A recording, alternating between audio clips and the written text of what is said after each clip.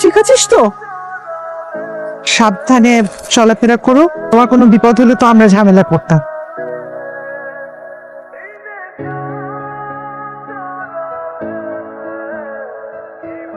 আমি যা মনে করছিলাম তাই। কি আপা, ছাদে গিয়ে দেখি তোমার ছেলে সে তো রীতিমতো ফটোগ্রাফার হয়ে গেছে, আর ছবি তুলতেছে। ওই যে পাশের বাসার ল্যাংড়ি মেয়েটার, ওই শব্দটা না বললে হয় না। পাশের বাসার ল্যাংড়া কোড়া মেয়ে, তার সাথে তার কিছু একটা চলবে, সেটা তো আমি মানতে পারবো না। আমার একটা মতো বাইর ছিল। কিছু মনে করবেন না, আপনার নাম্বারটা আমি খুব কষ্ট করে জোগাড় করেছি। আচ্ছা, আপনারা তো লক্ষ্য করেন নাই আমার একটা পায়ে সমস্যা, সাধারণ মানুষের মতো হাঁটতে পারি না। কথা দিয়ে বুঝি এভাবে মোহ তৈরি করেন? আপনার আমাকে পছন্দ না হলেও অপছন্দ হয়নি সেটা আমি জানি, আর ভালোবাসবেন কি বাসবেন না সেটা আপনার উপর ডিপেন্ড করে। দেখুন, আমার শারীরিক সমস্যা আছে, কিন্তু মনে তো কোনো সমস্যা নাই। আমারও ভালো লাগা সৃষ্টি হয়, কিন্তু সবসময় আমার মনে হয় আমার সামনে এক বিরাট পাথরের দেয়াল, সেই দেয়াল টপকে পৃথিবীর আলোতে আসা আমার জন্য অসম্ভব। আমি পাশে থাকলে সেই দেয়ালটা ভাঙা সহজ হবে। যে একা চলতে পারে না তাকে আমি উঠতে শেখাতে চাই, আকাশের কাশফুলের সমুদ্র দেখাতে চাই। তোমার সাথে হাত ধরে হাঁটতেও শান্তি লাগে। এই রোদের মধ্যে রোদ হোক, ঝড় হোক, বৃষ্টি হোক, তুফান হোক, তুমি তো আছো সাথে। ফিরতে রাত করলে যে আপা, কোথায় গেছিলে? বাইরে তো আমার কাজ থাকতে পারে, তাই না? কিন্তু সেই কাজ যদি পাশের ফ্ল্যাটের ছেলের সাথে ঘুরতে যাওয়া হয় তাহলে তো সমস্যা। জানার সামনে এগুলো কি বলছিস? খাওয়াটা শেষ কর। তুমি এমন কেন করতেছো মা? যা বলতেছি ঠিকই তো বলতেছি। তোমার মেয়ের শারীরিক সমস্যা আছে, কিন্তু তারপর তোমার মেয়ে যা রাগ দেখায়, আর এরপর আশেপাশে মানুষ আমাদেরকে কথা শোনায়। কি যন্ত্রণা শুরু করলি? আমাকে নাম বলছে যে যতক্ষণ আমার সাথে থাকবা একটু হাসি খুশি থাকবা। আমি জীবনে এত বড় বড় আঘাত পাইছি যে ছোট আঘাতে এখন অনেক খারাপ। বিয়ে করবো আমাকে? কেন করবো না? আর কেউ তখন যদি না মানে? না মানে না মানবে, পালাতে পারবো না আমার সাথে। পারবো না তো। তাহলে গুন্ডা ভাড়া করে তোমাকে তুলে নিয়ে যাবো।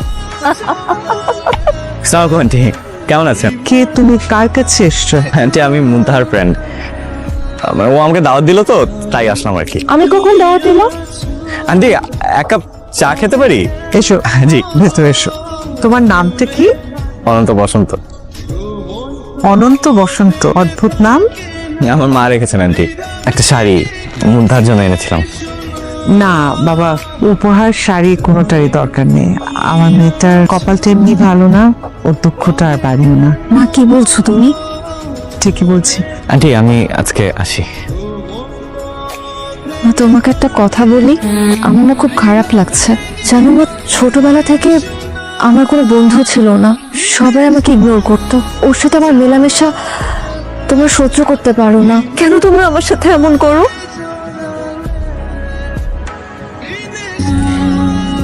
আসসালামু আলাইকুম। আপনি? আমি অনন্ত বন্ধুর মা। ওর বন্ধুর একটা উপহার ওর কাছে আছে, ওটা নিতে এসছি। কোন বন্ধুর মা? মুনতাহা আমার মেয়ে। ওর পায়ে একটু সমস্যা আছে। আসেন না আপা, ভিতরে আসেন, একটু বসেন। না না, আজকে আসবো না, আমার একটু কাজ আছে। অনন্ত, আসসালামু আলাইকুম আন্টি। বাবা শাড়িটা দাও, মুনতাহা মন খারাপ করে থাকবে সেটা আমি চাই। এই যে আন্টি। থ্যাংক ইউ বাবা। Happy birthday. ঠিক আছে। খালামণি কোথায়? খালামণিকে ছাড়া আমি কেক কাটবই না। স্মরণ হয়তো এখানে আসতেছে না, বড় বোনের এখনো বিয়ে হয় না, এদিকে ছোট বোনের বাচ্চার জন্মদিনের কেক কাটতেছে। দুটোই খারাপ। ওর যদি এক পায়ের সমস্যা না হতো তাহলে তো ওরও ভালো থাকা বিয়ে হইতো। আল্লাহ দোহাই লাগে, আপনারা আজকের দিনটাতে আমার মেয়েটাকে নিয়ে ধরনের কথা বলেন। আপা চল না, সবাই বসে আছে, কেক কাটতে হবে না? তোরা যা, কেক কাট, আমি আসতেছি। সবসময় যে তোকে এত তোষামোদি করতে হয়? তোমার কি মায়ের সাথে কোনো কথা হয়েছে? মা কিছু বলছে? না মানে কেন? তুমি কি কোনো ঘটনাই জানো না? কি কি কি হয়েছেটা কি? তোমার বাবা গতকাল মায়ের অফিসে গেছিল, অভিযোগ করেছে তোমার সাথে এভাবে মিশতে থাকলে হয়তো আবার অভিযোগ যাবে। মায়ের চাকরির টাকায় আমাদের সংসার চলে। এরকম ছোট লোকের মতো কাজ তোমার বাবার করার কথা না। এটা নিয়ে আবার বাসায় ঝামেলা করো না কোনো। তোমার কি মোবাইল টিপাটিপি করা ছাড়া আর কোনো কাজ নাই? কাস্টমার আসলেই কাজ থাকবে আব্বা। তো তুমি আমার একমাত্র সন্তান, এর মানে এই না যে তুমি যাকে তাকে এনে ঘরে তুলবা। আমার ইচ্ছা আর পছন্দ দুইটার একটাও অযৌক্তিক বা খারাপ না বলেই আমি জানি। তুমি আমার ভালো রূপটাই দেখছো, কিন্তু আমি যে কত খারাপ হতে পারি সে সম্পর্কে তোমার কোনো ধারণাই নেই। ধারণা আছে তো আব্বা, ওই যে মুনতাহার মার অফিসে গিয়ে হাঙ্গামা করলা, চাকরিটা খেয়ে পথে বসাবো আমাদের। দরকার হলে তাই করব, 14 গোষ্ঠী ওদেরকে এলাকা ছাড়া করবো। এখানে শাড়ি পরলে যে কোথাও যাচ্ছ? একটু ঘুরতে বের হয়েছি। কিছু বলবা দোকান পর্যন্ত আসলা যে? আমার কিছু টাকা দরকার, দিতে পারবে? হ্যাঁ ওকে, কোনো সমস্যা নাই।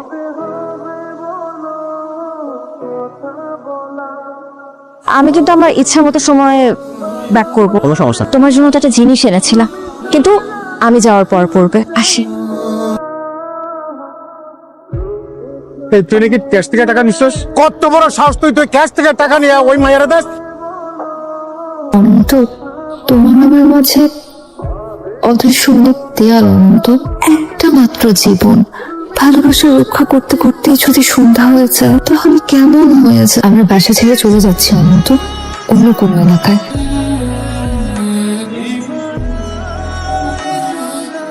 মুনতাহা, কোনো সমস্যা? এখানে যারা থাকতো ওরা কোথায়? ওরা তো ছেড়ে চলে গেছে বাসা। ভাই কোথায় গেছে বলতে পারেন? ভাই আমি কিভাবে বলবো? ছোটবেলা থেকে আমার কোনো বন্ধু ছিল না। তোমার সাথে একটু মিশতেছি, কথা বলতেছি, তুমি কত কথা শোনাচ্ছ। আমি আপনাকে পরিষ্কারভাবে বলে দিচ্ছি, আপনি যদি এই এলাকা না ছাড়েন আপনি চাকরি হারাবেনই। এমন হইতে পারে যে আপনার জীবনের উপর একটা হুমকি আসতে পারে। কাজে ভালোই ভালো আপনি এলাকাটা ছেড়ে যান।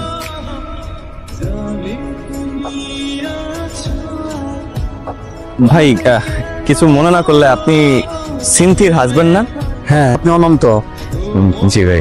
মুনতাহা তো বাসা ছেড়ে চলে গেছে, আমি কোনোভাবেই ওর সাথে যোগাযোগ করতে পারতেছি না। আমাকে কি একটু হেল্প করবেন ভাইয়া? আমি হ্যাঁ অবশ্যই, কি করতে পারি বলুন?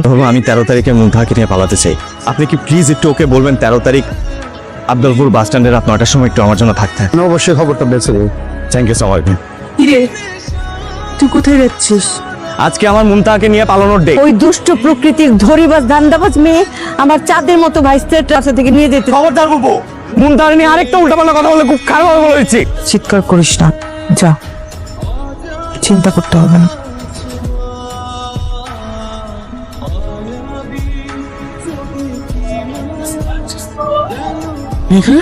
আমি সন্ধ্যা থেকে দাঁড়াইছিলাম, ওরা না পারতে ভাবলাম তোমার বাসার ঠিকানায় চলে আসি। একা এখানে কিভাবে?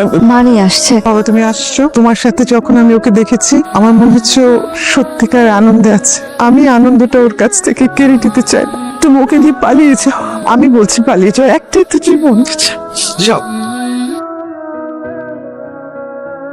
আমার কি মনে হচ্ছে অনন্ত জানো, আমি সারা জীবন এত দুঃখ পেয়েছি বলেই হয়তো আজকে আমি তোমাকে পেয়েছি। তোর চোখের থেকে তাকিয়ে সারাটা জীবন কাটিয়ে দেওয়া যায়।